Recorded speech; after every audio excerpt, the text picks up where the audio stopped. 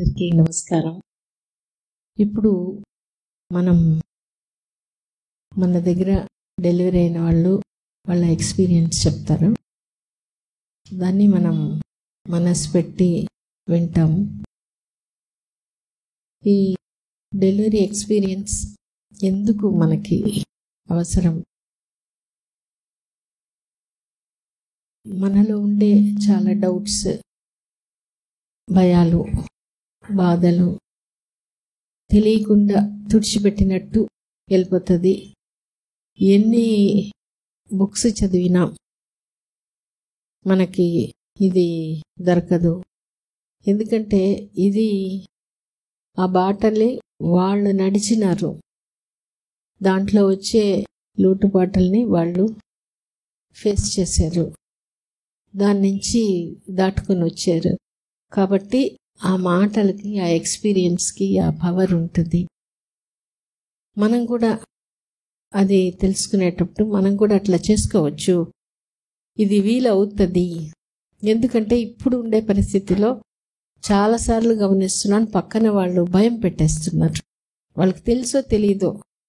ఎందుకంటే సమాజంలో ఇప్పుడు వచ్చిన ఒక ముఖ్యమైన మార్పు ఏంటంటే, ఎంత ఎక్కువ మనం భయపడితే అంత జాగ్రత్త మనం తీసుకుంటున్నాము.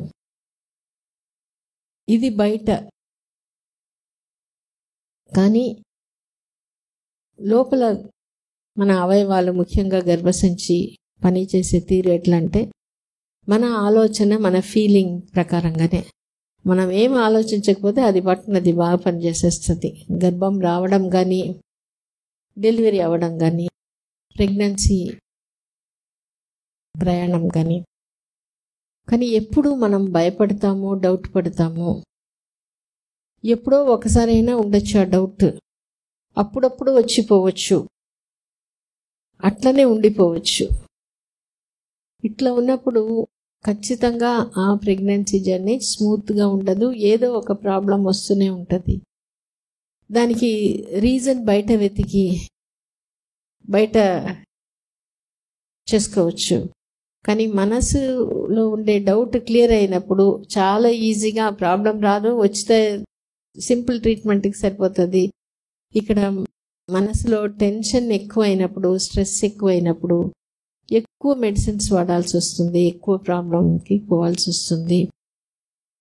ఆ ఒక విషయం, ప్రెగ్నెన్సీ అంటేనే ఆ హార్మోన్స్ అలజడి ఎక్కువగా ఉంటుంది. ఎంత ధైర్యంగా ఉండేవాళ్ళు కూడా ఈజీగా భయపడడానికి, బాధపడేదానికి ఆస్కారం ఉంటుంది. కానీ అదే ప్రకారం పక్కన ఎవరైనా ధైర్యం చెప్పినప్పుడు వాళ్ళు ఈజీగా దాని నుంచి బయటకు వచ్చే స్కోప్ కూడా ఉంది ప్రెగ్నెన్సీలో. అందుకనే ఇప్పుడు మనం వాళ్ళ ఎక్స్పీరియన్స్ ఇప్పుడు వాళ్ళకి పనికి రాదు, కానీ మనకు అవసరం. కాబట్టి వాళ్ళ జర్నీ వాళ్ళే చెప్పినప్పుడు ఇదే యూట్యూబ్లో కూడా వినొచ్చు, కానీ ఇక్కడ కూర్చొని వినే అనుభూతి రాదు. కాబట్టి వాళ్ళు చెప్పినప్పుడు మనస్సు పెట్టి వింటాము. ఆ మైండ్లో అది ట్యూన్ అయిపోవాలి. నేను అంటే మనకి ఆ సెల్ఫ్ అవేర్నెస్ ఉన్నప్పుడే తెలియకుండా దీంట్లో మన గురించి డౌట్ ఉండొచ్చు. లేదా పెళ్ళి ఇన్ని సంవత్సరాల తర్వాత వచ్చింది, ఇంత ఏజ్ తర్వాత వచ్చింది, ఇంత ట్రీట్మెంట్ తర్వాత వచ్చింది, కాబట్టి ఇది కష్టమేమో. ఇంకోటి, నేను డెలివరీ చేసుకోగలుగుతానేమో, నేను బిడ్డని సక్రమంగా పెంచుకోగలుగుతానే, లేదా నాకు హెల్ప్ ఎవరు సరిగ్గా లేదు. ఇటువంటి డౌట్స్ అన్నీ చాలా మందికి ఉంటుంది. అవి అన్నీ మనం హ్యాపీగా ఉన్నప్పుడు, మనం నమ్మకంగా ఉన్నప్పుడు, మనం టాక్ టు బేబీ చేసినప్పుడు, ఇక్కడ ఇచ్చిన హెల్ప్ తీసుకునేటప్పుడు మనం ఈజీగా ప్రెగ్నెన్సీ జర్నీ తర్వాత బేబీని పెంచడం కూడా ఈజీగా మనం చేసుకోవచ్చు. అందుకనే ఇది మనం చెప్తున్నాము. ఇప్పుడు వాళ్ళు చెప్పినది మనం బాగా మనసు పెట్టి వింటాం. తన ప్రెగ్నెన్సీ డెలివరీ జర్నీ గురించి చెప్పేదానికి ఇప్పుడు భాను. నమస్తే మా, చెప్పండి. నమస్తే, నా పేరు భాను. నాకు 2 పిల్లలు. ఫస్ట్ బాబుకి 19 months, సెకండ్ బాబుకి 5th month రన్నింగ్. నాకు ఫస్ట్ బాబుకి 7 మంత్ రన్నింగ్ అప్పుడే నాకు సెకండ్ ప్రెగ్నెన్సీ అనేది కన్సీవ్ అయ్యాను. అంటే తొందరగా వచ్చేసింది, ఫస్ట్ టైం సిజేరియన్ కదా అని చాలా టెన్షన్ పడ్డాను. ఆ టెన్షన్లో నాకు ఫీవర్ కూడా వచ్చేసింది. అంటే ఇంకా హాస్పిటల్కి మేడం దగ్గర చెకప్కి వెళ్దామని వచ్చాను. అక్కడికి వచ్చినప్పుడు బ్లడ్ టెస్ట్ చేసి స్కాన్ చూసి అంతా బాగుంది, నీకు ఎలాంటి ఇబ్బంది లేదు, నార్మల్ ఫీవర్ అని చెప్పారు. కానీ నాలో టెన్షన్ అయితే అలాగే ఉండింది. ఫస్ట్ టైం సిజేరియన్ కదా, ఎలా ఉంటుందో ఏమో, మళ్ళీ ఏమన్నా ఈ ప్రాబ్లం వస్తుంది, ఇబ్బంది అవుతుందేమో, కాంప్లికేషన్స్ ఏమన్నా వస్తాయేమో అని చాలా టెన్షన్ పడ్డాను. కానీ ఇక్కడ స్టాఫ్ నాకు చాలా ధైర్యం చెప్పారు. నీలాగే సిజేరియన్ అయ్యి తొందరగా కన్సీవ్ అయిన వాళ్ళు చాలామంది ఉన్నారు, మేము చాలా చూస్తున్నాము, కాబట్టి వాళ్ళకి ఎలాంటి ఇబ్బంది లేదు, చాలా స్మూత్గా డెలివరీ చేసుకున్నారు, కాబట్టి నీకు ఎలాంటి ఇబ్బంది ఉండదని చెప్పి ధైర్యం చెప్పారు.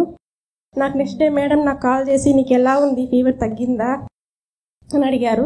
తగ్గింది మేడం, ఎలాంటి ఇబ్బంది లేదు, ఫీవర్ కూడా వెంటనే తగ్గిపోయింది మేడం అని చెప్పారు. నాకు చాలా ధైర్యం చెప్పారు, నీకు ఎలాంటి ఇబ్బంది ఉండదు, ఈసారి నువ్వు హెల్తీ వేదిని తీసుకుంటావు, ఈసారి కూడా నీకు మంచి బిడ్డని తీసుకుంటామని చెప్పారు మేడము. నేను చాలా హ్యాపీగా ఫీల్ అయ్యాను. కానీ నాలో ఉండే టెన్షన్ నేను అప్పుడే వదిలేశాను, ఆ ప్రెగ్నెన్సీని యాక్సెప్ట్ చేశాను. తర్వాత నాకు ఫస్ట్ ప్రెగ్నెన్సీ అప్పుడు వామిటింగ్స్ కానీ ఎలాంటి కంప్లైంట్ కానీ నాకు ఎప్పుడూ లేదు. కానీ సెకండ్ ప్రెగ్నెన్సీలో 3 months నాకు వామిటింగ్స్ కంటిన్యూగా అవుతున్నాయి. అప్పుడు మేడం కూడా చెప్పాను, మేడం నాకు వామిటింగ్స్ తగ్గట్లేదు, కంటిన్యూగా అవుతున్నాయి, ఫస్ట్ ప్రెగ్నెన్సీలో అసలు వామిటింగ్సే లేవు, కానీ ఇప్పుడు ఎందుకు వస్తున్నాయి మేడం అని అడిగితే, నీకు ఫస్ట్ అంటే 2 ప్రెగ్నెన్సీలు ఒకేలాగా ఉండవు, వేరువేరుగా ఉంటాయి అని చెప్పారు. మెడిసిన్ కూడా పెట్టారు, కానీ మెడిసిన్ వేసుకున్నా కానీ నాకు తగ్గేది లేదు. అప్పుడు నాకు మా ఆయన చెప్పారు, నువ్వు ఫస్ట్ బేబీ అప్పుడు బాగా టాక్ బేబీ చేసావు, అందుకని నీకు ఎలాంటి కంప్లైంట్ లేదు, వామిటింగ్స్ కూడా లేవు, కానీ ఇప్పుడు నువ్వు అసలు ఏం చేయట్లేదు, అసలు టాక్ బేబీ చేయట్లేదు, కాబట్టి నీకు అసలు వామిటింగ్స్ తగ్గట్లేదు అని చెప్పారు. అప్పటి నుంచి నేను మా ఆయన నైట్ టైమ్స్ కానీ ఎప్పుడు దొరికితే అప్పుడు నేను ఫీల్ అయ్యి చెప్తూ వచ్చాను బేబీకి. అప్పుడు నాకు 1 weekలో నెమ్మదిగా తగ్గుతూ వచ్చేసాయి వామిటింగ్స్. ఆఫ్టర్ సర్జరీ కూడా నాకు ఎలాంటి ఇబ్బంది లేదు. 15 days సర్జరీ అయిన 15 daysకి నా పెద్ద బాబుకి ఫుల్ ఫీవర్, 5 days కంటిన్యూగా ఫీవర్ వచ్చింది. ఆ బాబుని చూసుకుంటూ, ఈ బాబు ఫీడింగ్ ఇచ్చుకుంటూ, ఈ బాబుని చూసుకుంటూ నేను ఉన్నాను. కాబట్టి నాకు సర్జరీ అయింది, నాకు ఆపరేషన్ అయింది, నాకు బ్యాక్ పెయిన్ వస్తుందని ఏం ఆలోచించలేదు. అసలు ఇద్దరిని చూసుకోగలిగాను. అసలు నాకు డెలివరీ అయిందని కూడా ఆలోచించలేదు. నేను ఎలాంటి ఇబ్బంది లేకుండా, ఎలాంటి కాంప్లికేషన్స్ లేకుండా నేను చేసుకోగలిగాను. ఫస్ట్ టైం ప్రెగ్నెన్సీలో టాక్ టు బేబీలో ఏం చెప్పుకున్నారమ్మా? హెల్దీగా ఉండాలి, సేఫ్గా ఉండాలి, ఆరోగ్యంగా ఉండాలి, అమ్మని ఇబ్బంది పెట్టకూడదు, 9 months గర్భసంచిని గట్టిగా పట్టుకొని ఉండాలి, అందరి దగ్గరికి వెళ్ళాలి, అందరి మాట వినాలి, పెద్దల్ని గౌరవించాలి, అమ్మమ్మ నాన్నమ్మ దగ్గరే ఉండాలి అని చెప్పుకునేదాన్ని madam. Okay okay. First time ఇప్పుడు ఎట్లా ఉన్నాడు పెద్ద బాబు? పెద్ద బాబు ఇప్పుడు మా అత్త దగ్గర ఉంటారు, ఎందుకంటే అక్కడే అలవాటు అవుతున్నాడు బాగా. అంటే వాళ్ళు వేరే ఊర్లో ఉంటారు. వాళ్ళు వేరే ఊర్లో ఉంటారు, మేము వేరే ఊర్లో ఉంటాం. మా అమ్మ వాళ్ళు వేరే ఊర్లో ఉంటారు. కానీ చాలా యాక్టివ్ గా ఉంటారు మేడం. కానీ అల్లరి చేయడు, ఇబ్బంది పెట్టాడు, ఎవరిని ఇబ్బంది పెట్టాడు, టైంకి తింటాడు, ఆడుకుంటాడు, నిద్రపోతాడు, ఎవరిని ఇబ్బంది పెట్టాడు. ఇదంతా టాక్ టు బేబీ వల్లనేనా లేదా బిడ్డ అట్లానే?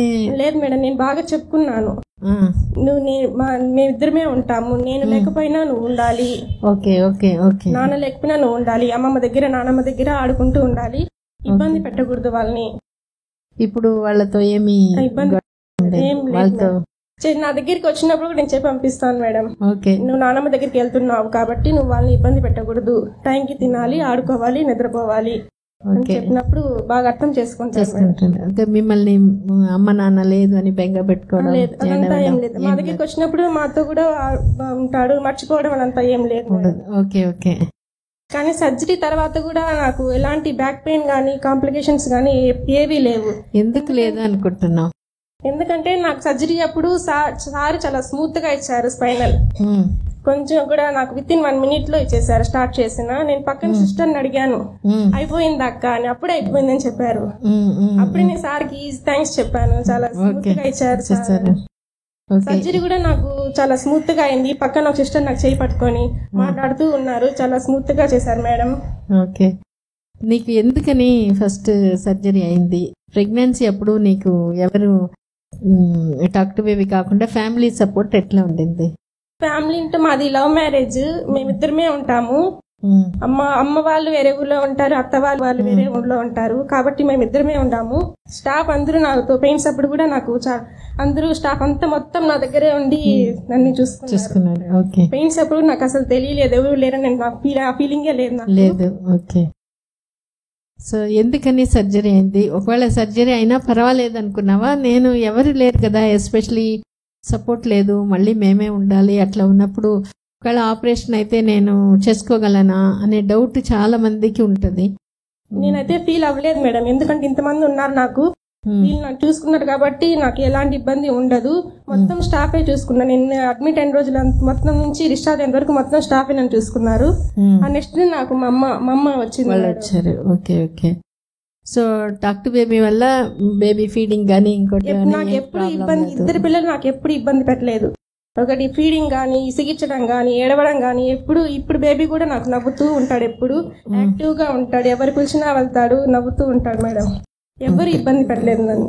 మీ ఆయన సపోర్ట్ ఎట్లా ఉండేది? మా ఆయన నాకంటే చాలా సపోర్ట్ చేసేవారు. ఎప్పుడు బాధపడద్దు, టెన్షన్ పడద్దు, నీకు ఉన్నాను కదా, మేడం ఉన్నారు, నీకు కావాలంటే నేను చూసుకుంటాను అని చెప్పి నాకు చాలా సపోర్ట్ చేసేవారు. టాక్ టు బేబీ కూడా చేసేవారు మేడం, చేపట్టి నీకు మాట్లాడుతూ ఉండేవారు కదా. ఓకే. మీరు ఏమైనా స్పెసిఫిక్ గా టాక్ టు బేబీలా ఇట్లా అందరితో ఉండాలి, ఏడవకూడదు, నవ్వుతూ ఉండాలి, ఇది కాకుండా వేరే ఏదైనా చెప్పుకున్నావా? అంటే షార్ప్ గా ఉండాలి, మంచి తెలివితేటల్లో ఉండాలి.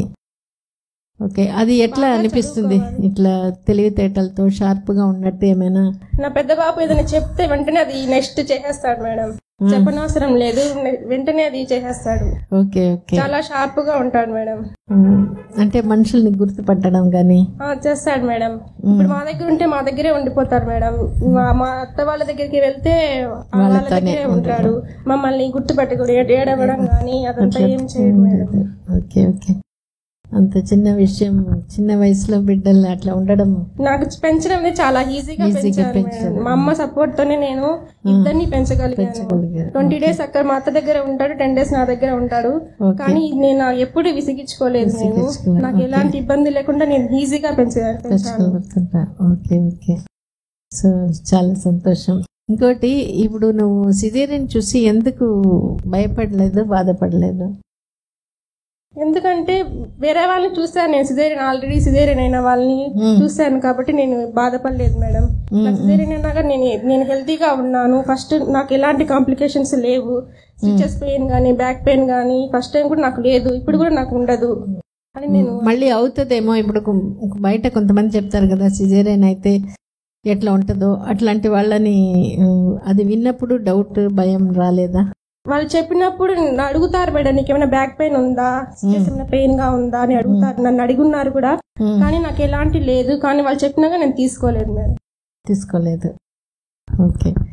సో తీసుకోకుండా ఉండడం వల్లనే నీకు బాగున్నావు అనిపిస్తుందా? లేదంటే ఎందుకంటే కొన్నిసార్లు ముందుగా చెప్పి ఇప్పుడు మీ అమ్మ వాళ్ళ, అత్త వాళ్ళ ఊర్లో ఉంటారు, వాళ్ళేమి చెప్పలేదా? ఒకవేళ నీకు మా అమ్మ చెప్పింది మేడం, సిజేరియన్ అయింది కదా, వెంటనే ప్రెగ్నెన్సీ ఎందుకు ప్లాన్ చేసుకున్నావు అని చెప్పారు. అనుకోకుండా వచ్చేసింది కాబట్టి నాకేం ఇబ్బంది ఉండదు, నాకేమైనా ఇబ్బంది ఉంటే మేడం చూసుకుంటారు.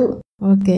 ఆల్రెడీ నాకు అయిన వాళ్ళని కూడా నాకు చెప్పున్నారు కాబట్టి నాకు ఎలాంటి ఇబ్బంది ఉండదు అనే దానిలో స్ట్రాంగ్ గా ఉన్నాను. Okay okay. ఎందుకంటే ఒక్కొక్కసారి మన దగ్గర వాళ్ళు, ముఖ్యంగా అమ్మ వాళ్ళు, అత్త వాళ్ళు అట్లా కొంచెం ఒక డౌట్ పెట్టినప్పుడు మనకి ఎక్కువ ఉంటుంది, కానీ నువ్వు అది తీసుకోలేదు, ఎవరు చెప్పినా నేను తీసుకోలేదు. Okay okay. చాలా సంతోషం. సో భాను వాళ్ళ ఎక్స్పీరియన్స్ నుంచి ఏంటంటే, ఒకవేళ అవసరమైతే సిజేరియన్ అయినా తీసుకుంటాం, మనం స్ట్రాంగ్గా ఉంటే టాక్ టు బేబీ చేస్తూ బేబీని ఈజీగా రెండో ప్రెగ్నెన్సీ సిజేరియన్ అయినా ఒక 7 months అట్లా వచ్చినా కూడా మనం స్ట్రాంగ్గా ఉంటే, మనం ధైర్యంగా ఉంటే ఏ ప్రాబ్లం ఏమీ లేదు. ఇద్దరు బిడ్డల్ని కూడా బాగా చూసుకోగలుగుతాం. ఇప్పుడు కూడా నేను చూసుకోగలుగుతున్నా. ఓకే మా, చాలా thanks Banu. Thank you madam. Okay, మీ ఎక్స్పీరియన్స్ చెప్పినందుకు.